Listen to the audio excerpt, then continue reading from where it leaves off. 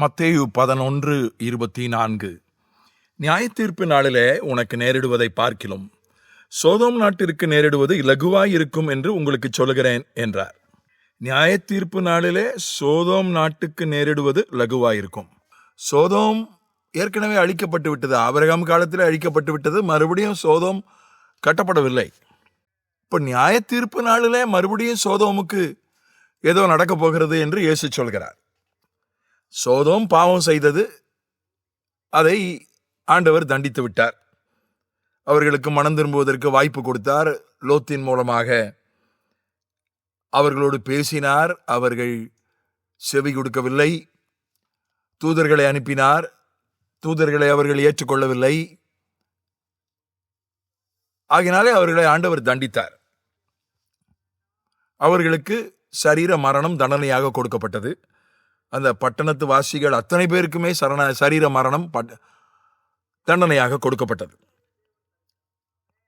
இப்போது முடிஞ்சு போச்சே, அந்த பட்டணமே அழிக்கப்பட்டு விட்டது. கட்டடம், அந்த பட்டணத்தில் உள்ள எல்லாம் அழிக்கப்பட்டு விட்டது. கால்நடைகள், ஜீவராசிகள், இந்த பட்டணமே சாம்பலா போயிடுச்சு. அப்படி இருக்கும்போது மறுபடியும் அதை எப்படி தண்டிக்க முடியும்?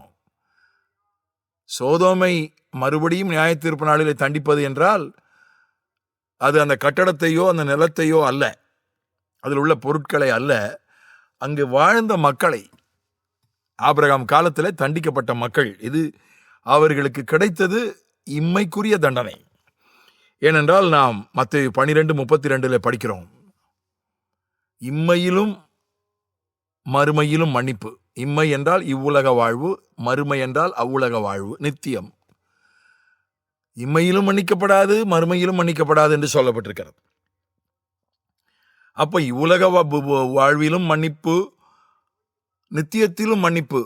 அப்படி என்றால் இவ்வுலக வாழ்க்கையிலும் தண்டனை என்று ஒன்று இருக்கிறது, நித்தியத்திலும் தண்டனை ஒன்று இருக்கிறது என்று நிச்சயமாக பொருள் வருகிறது.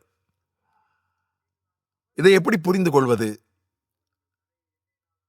நீதிமொழிகளில் படிக்கிறோம், நீதிமானுக்கு பூமியில சரி கட்டப்படும். நீதிமானுக்கு, தேவனுடைய பிள்ளைகளுக்கு இந்த பூமியில ஒரு மன்னிக்கிறார், ஒரு குறைந்தபட்ச தண்டனை கொடுத்து அவர்களுடைய கணக்கை சரி செய்து விடுகிறார். நித்தியத்தில் அவர்களுக்கு தண்டனை கிடையாது, பரலோகம். ஆனால் உலகத்தானுக்கு இவ்வுலகிலும் தண்டனை உண்டு, நித்தியத்திலும் தண்டனை உண்டு. அந்த ஒரு செய்தியைத்தான், அந்த ஒரு எச்சரிக்கை மணியைத்தான் இந்த வசனம் அடிக்கிறது. வேதத்தில் சொல்லப்பட்டிருக்கிறது, சிலருடைய பாவங்கள் நியாய தீர்ப்புக்கு முந்திக் கொள்ளும், சிலருடைய பாவங்கள் நியாய தீர்ப்புக்கு அவர்கள் பின்னாலே தொடரும். உலகத்தான், இந்த உலகத்து மக்கள் ஒரு சிலருடைய பாவங்களுக்கு இந்த உலகத்திலே தண்டனை கிடையாது. உலகத்திலே இம்மையிலே தங்கள் பங்கை பெற்றிருக்கிற மக்கள் என்று சங்கீதத்தில் படிக்கிறோம். ஐஸ்வர்யவான் லாசரு சம்பவத்திலையும் அதைத்தான் நம்ம படிக்கிறோம். ஐஸ்வர்யனை பார்த்து ஆபிரகாம் சொல்றான், அப்பா நீ இந்த உலகத்தில் இருக்கும்போது நல்லா நன்மைகளை அனுபவிச்ச, இங்க நீ தீமையை அனுபவிக்கிற. அவன் லாசரு அங்க தீமையை அனுபவிச்சா, இங்க நன்மையை அனுபவிக்கிறான் என்று சொல்லுகிறதை பார்க்கிறோம். அதனால இவ்வுலகிலே இருக்கிற தண்டனை அது தற்காலிகமானது. ஆனால் நித்தியத்தில் நித்திய ஆக்கினை என்று பைபிள் சொல்லுகிறதே, அதிலிருந்து தப்புவது தான் முக்கியம். அதனாலதான் அந்த நியாய தீர்ப்பு நாள், சுவிசேஷத்திலேயே அதனுடைய ஒரு பகுதி நியாய தீர்ப்பு. பவுல் சுவிசேஷத்தை பிரசங்கிக்கும் போதெல்லாம், அப்போஸ்தலர்கள் சுவிசேஷத்தை பிரசங்கிக்கும் போதெல்லாம் அவர் நியாயாதிபதி, அவர் நியாயம் தீர்க்கிறவர், நியாய தீர்ப்பு உண்டு என்று சொன்னார்கள். மன்னிக்கிறவர் தான், ஆனா மன்னிப்பை பெறாதவர்கள் நியாய தீர்ப்பை சந்திக்க வேண்டும் என்கிற ஒரு தகவலும் அந்த சுவிசேஷத்தின் ஒரு பகுதிதான்.